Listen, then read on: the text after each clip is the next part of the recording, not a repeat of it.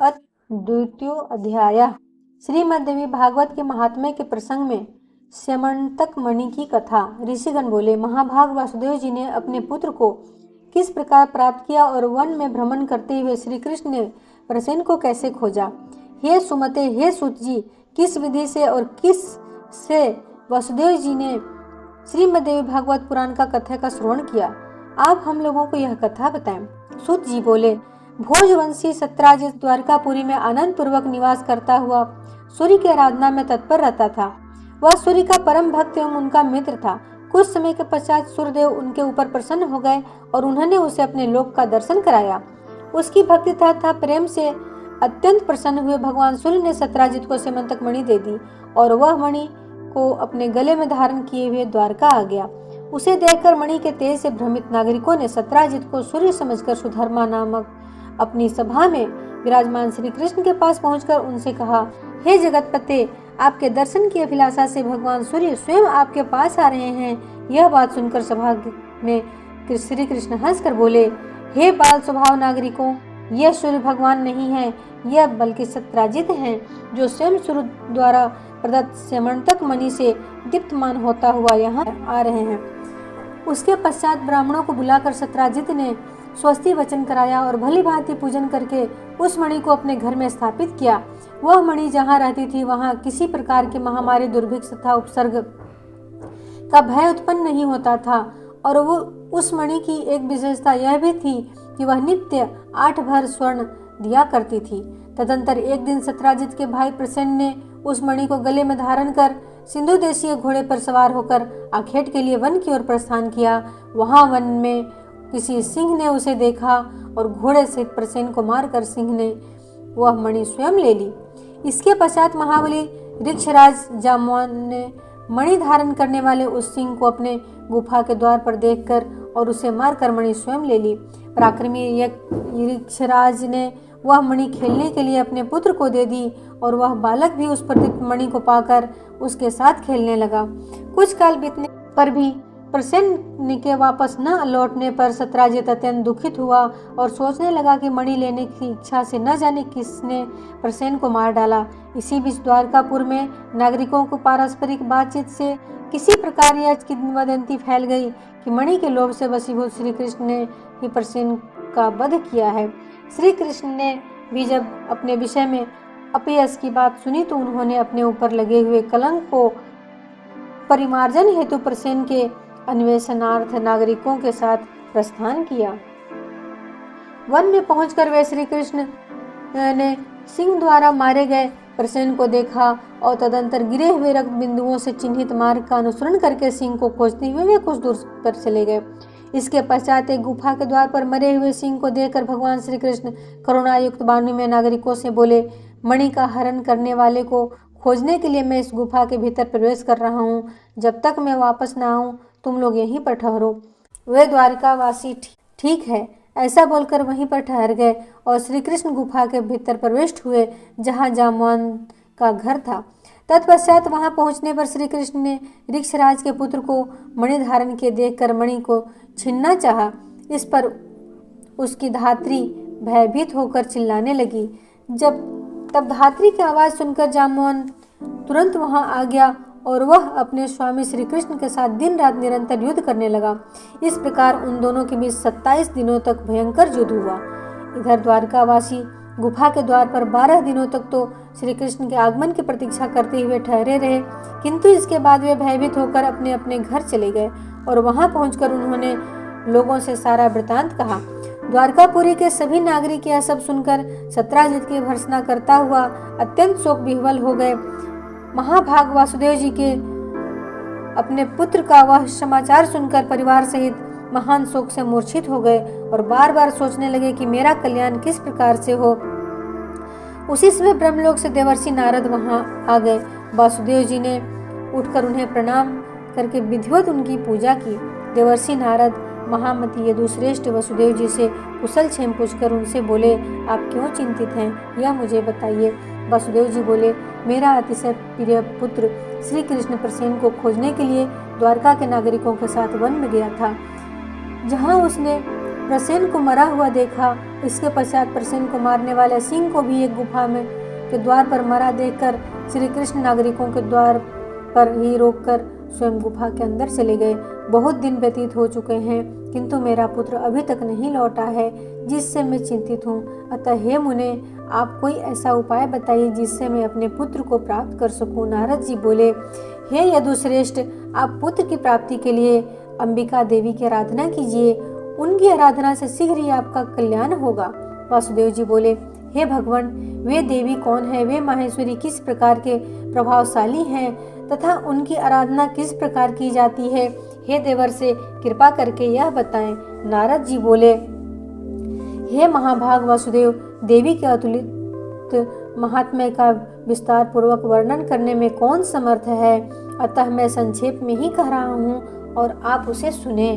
जो भगवती शाश्वत सच्चिदानंद स्वरूपा और परात्परा देवी हैं तथा जिनके द्वारा यह जगत व्याप्त है, जिनकी आराधना के प्रभाव से ही ब्रह्मा इस चराचर सृष्टि की रचना करते हैं, जिनका स्तवन करके भगवान विष्णु मधुकैटभ के भय से मुक्त हुए तथा जिनकी कृपा से वे विश्व का पालन पोषण करते हैं, जिनकी कृपा कटाक्ष मात्र से भगवान शंकर जगत का संहार करते हैं और संसार के बंधन की कारण रूपा हैं, वे ही मुक्ति प्रदान करने वाली हैं, वे ही परम विद्या स्वरूपा हैं और वे ही समस्त ईश्वरों को भी ईश्वरी हैं।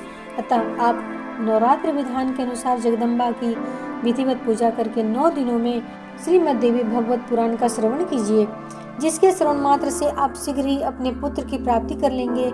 इस पुराण का पाठ तथा श्रवण करने वाले मनुष्य से भोग एवं मोक्ष दूर नहीं रहते।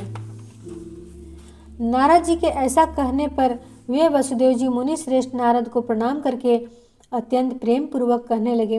वासुदेव जी बोले, हे भगवान, आपके इस कथन से देवी महात्म्य से संबंधित एक अपना वृतांत मुझे याद आ गया। मैं उसे कह रहा हूँ, आप सुनिए। पूर्व काल में पापी कंस ने आकाशवाणी के माध्यम से देवकी के 8वें गर्भ से अपनी मृत्यु जानकर भयभीत हो भार्या सहित मुझको बंदी बना लिया। तदंतर मैं अपनी पत्नी देवकी के साथ कारागृह में रहने लगा और पापी कंस भी मेरे पैदा होने वाले पुत्रों को एक एक करके मारता रहा। इस प्रकार जब कंस के द्वारा मेरे 6 पुत्र मार डाले गए, तब मेरी निर्दोष भार्या देवकी अत्यंत शोकाकुल हो उठी और दिन रात दुखी रहने लगी।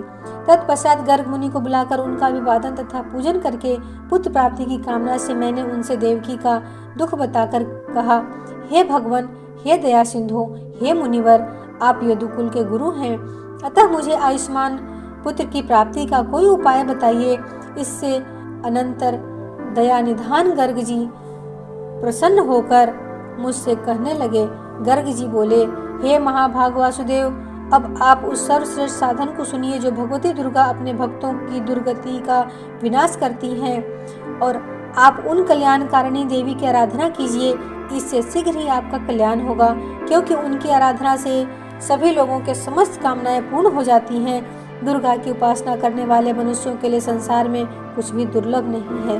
गर्ग मुनि के ऐसा कहने पर मैं प्रसन्न हो गया और अपनी पत्नी सहित मुनि श्रेष्ठ गर्ग को परम श्रद्धा पूर्वक प्रणाम करके दोनों हाथ जोड़कर मैंने उनसे कहा। वासुदेव जी बोले, हे भगवान, हे करुणा सागर, हे गुरु, यदि आप मुझ पर स्नेह रखते हैं तो मेरे कल्याण के निमित्त आप ही उन भगवती चंडिका का आराधना कर दें। मैं तो कंस के घर में बंदी रहने के कारण कुछ भी कर सकने में समर्थ नहीं हूँ। अतः हे महामते, अब आप ही इस दुख सागर में मेरा उद्धार कीजिए। मेरे इस प्रकार कहने पर वे मुनिश्रेष्ठ प्रसन्न होकर बोले, हे वासुदेव, आपकी प्रीति के कारण मैं आपका कल्याण करूंगा। मेरे द्वारा प्रीतिपूर्वक प्रार्थना किए जाने से के उपरांत गर्ग मुनि देवी दुर्गा की आराधना की इच्छा से ब्राह्मणों के साथ बिंद पर्वत चले गए। वहां जाकर जप एवं पाठ में तत्पर रहते हुए गर्ग मुनि जगत की मातृ स्वरूपा और भक्तों की कामनाओं को पूर्ण करने वाली भगवती की आराधना करने वाले। जब पूजन आदि अनुष्ठानों की समाप्ति के पश्चात आकाशवाणी हुई कि हे मुने, मैं प्रसन्न हो गई हूँ, अतएव तुम्हारे कार्य की सिद्धि होगी। पृथ्वी के भार का नाश करने के लिए मुझसे प्रेरणा प्राप्त कर स्वयं भगवान विष्णु अपने अंश से वासुदेव जी की भार्या देवकी के गर्भ से अवतार लेंगे। कंस के भय से वासुदेव जी उस शिशु को लेकर शीघ्र ही गोकुल में नंद के घर पहुंचा देंगे और वहां से यशोदा की कन्या को लाकर अपने घर में राजा कंस को दे देंगे। तब कंस उस कन्या को मारने के लिए उसे पृथ्वी पर पटक देगा।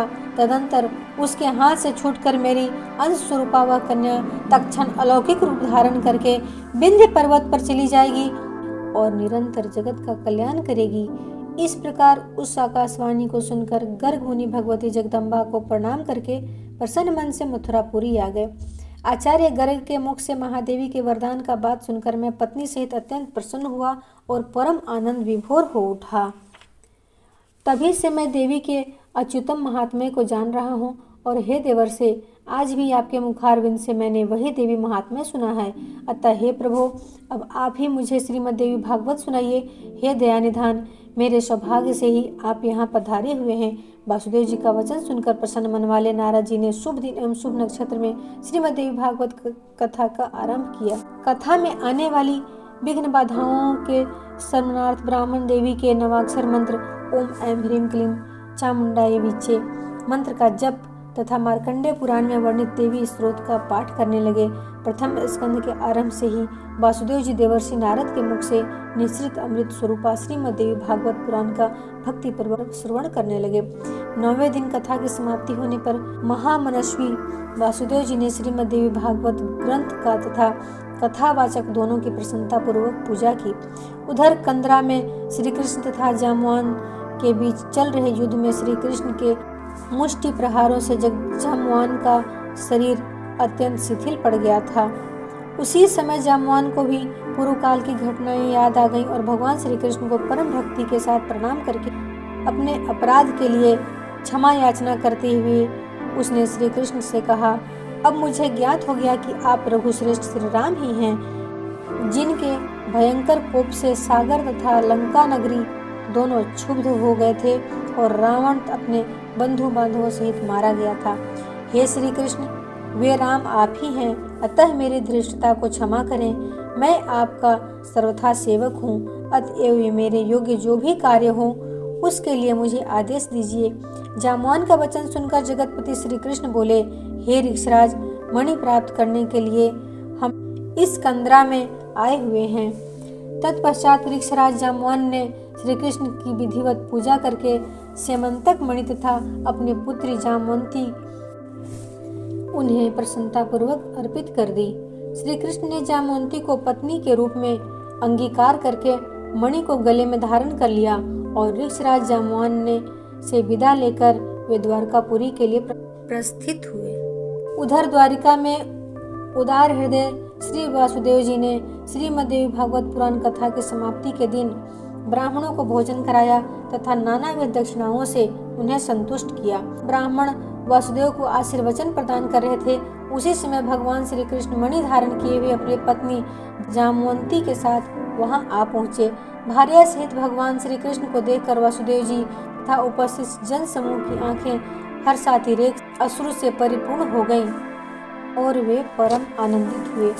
देवर्षि नारद भी श्री कृष्ण के आगमन से हर्षित हुए और उन्होंने वासुदेव जी तथा श्री कृष्ण से विदा लेकर ब्रह्म सभा के लिए प्रस्थान किया।